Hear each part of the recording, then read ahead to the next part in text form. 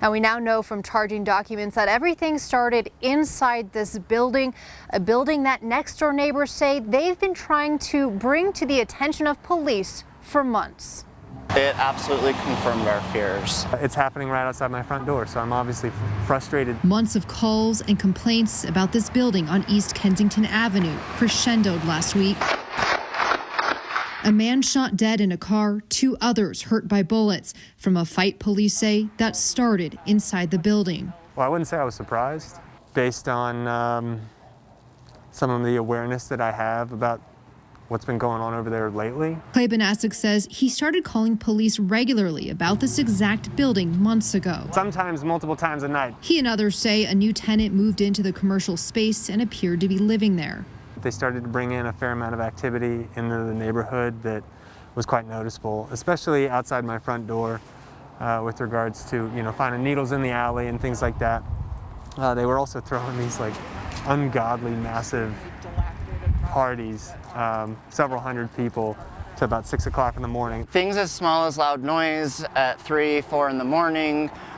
There's actually been gunshots heard before from that building.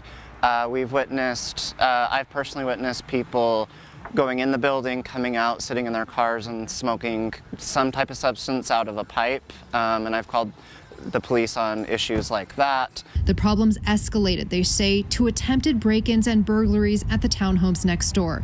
A third person told us he filed several mobile app reports and even wrote a letter in September to different city departments outlining the problem, saying if left unaddressed, this will develop into an unmanageable issue that the police department and other city officials are left to try and deal with. The issues coming out of this property have skyrocketed to the point that residents here feel unsafe and unhappy living here.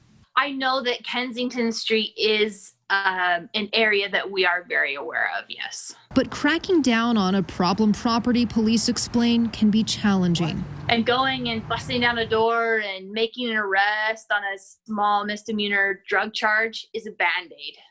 To build a good case, it takes months. Even if they do make arrests, you book them into jail and then they're out fairly quickly. So that there's another reason why it may look like nothing's being done, because we're constantly arresting the same people, booking them into jail over and over again. They say people calling over and over helps, even if it doesn't look like it. For Nate and Clay, things didn't move fast enough. Ultimately, someone was murdered steps away from their homes. We've been calling for 10 months and nothing ever changed. So at what point does that turn into action? I wasn't necessarily upset with anybody's behavior, but it never really happens as quickly as you want it to. Neighbors are at least hoping that what they saw last week was the worst of it, that maybe new tenants will move in, and they're hoping that things will improve. In Salt Lake City, Lauren Steinbrecher, Fox 13 News, Utah.